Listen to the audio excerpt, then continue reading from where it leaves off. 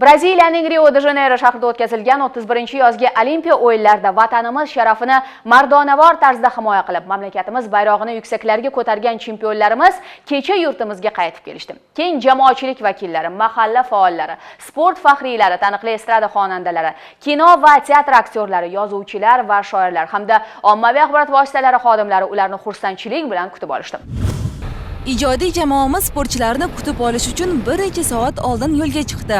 Buni qarangki, shahrimiz ko'chalari allaqachon g'oliblarni qutlashga ishtiyoqmand hamyurtlarimiz bilan gavjum.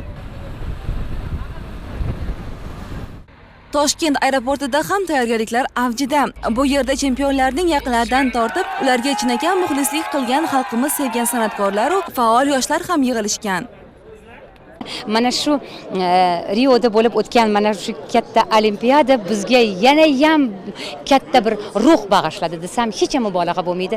U yerdagi barcha bo'layotgan musobaqalarni bu xoh og'ir atletika bo'lsin, xoh Yunon Rum kurashi bo'lsin, xoh bu ayniqsa boks bo'yicha bizga yutuqlarni olib kelgan bizni sportchilarimiz bizni juda ham quvontirdi. Ayniqsa mana shu oxirgi kunni Fazliddinni qo'lga kiritgan yutug'i hammamizni juda ham quvontirdi. Boks janglarida shu Hasanboy Do'smatovning janglari juda ham qiziqarli ketdi. Ayniqsa barcha oilamiz a'zolari bilan u jangda qiziqonlik bilan ko'rdik. Har bir zarbalar ketadigan zarbalar yutuq olgandan so'ng esa haqiqatan ham o'zingizda g'urur, iftixor tuyg'ularini his qilamiz. Bu o'sha o'zbek sharafini yuksakka ko'tarib kelgan mana shu yigitlarimizga ming bor rahmat.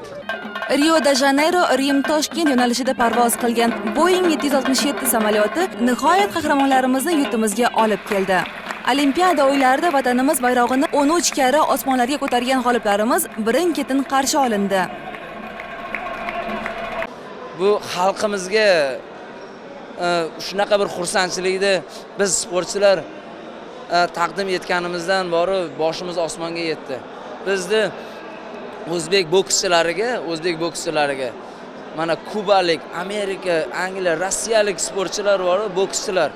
Ular shunaqa endi nima desa bo'ladi? Juda qo'rqib ringga chiqishni boshlashdi-da ular bizdan. Pedestalda turganda shunaqa, lekin mana nima deydi, 3-o'rin bo'lib turibdi-da. Shunaqa alam qilyapti, nimaga 1-o'rinda emas? Dadamga o'zim va'da berdim-da, chiqib ketishda kuzatib o'rayotgan. Dada dedim, siz qaytavering uyga, o'ylamang dedim. Xudo xolasa sizga medal olib kelib beraman. Olimpiada o'yinlari men uchun nima deydi?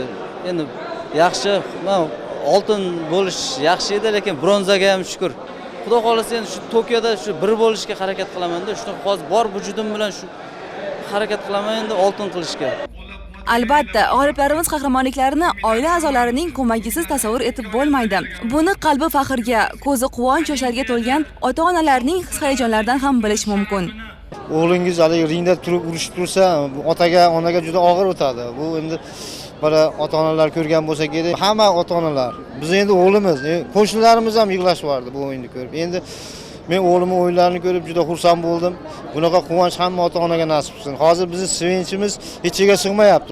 Men ona sifatida Hasanboyning jangini ko'ra olmadim. Albatta qo'shnixonada uni qanday natijalarga erishayotganligini intiqib bilan quloqlarimni tutib turdim. Adalari u yerda turib, "Barakalla o'g'lim" deganda, demak Hasanboy urdi deb. Shu final jangini butun mahalladoshlarimiz, qarindosh urug'larimiz bilan birgalikda ko'rishdi. Odim qadamlar tashlab nihoyat sportchilarimiz o'z muxlislari bilan yuzlashdi. Ana endi erishilgan yutuqlarga munosib samimiy qutlovlarni tinglash fursati yetdi. Yana bir ikkita medal olganinglarda butun dunyo bizni madhiyamiz yodlab oladi. O'zbekistondagi mustaqil davlatgagina ana shunday to'yanalar yarashadi. Umid qilamizki, sportchilarimiz kelgusi Olimpiada o'yinlarida yurtimiz sharafini yanada yuqorilarga ko'tarishadi. Yulisayeva, Shuhrat Fayozov, Ilhom Mahkamov, O'zbekiston onlayn informatsion dasturi uchun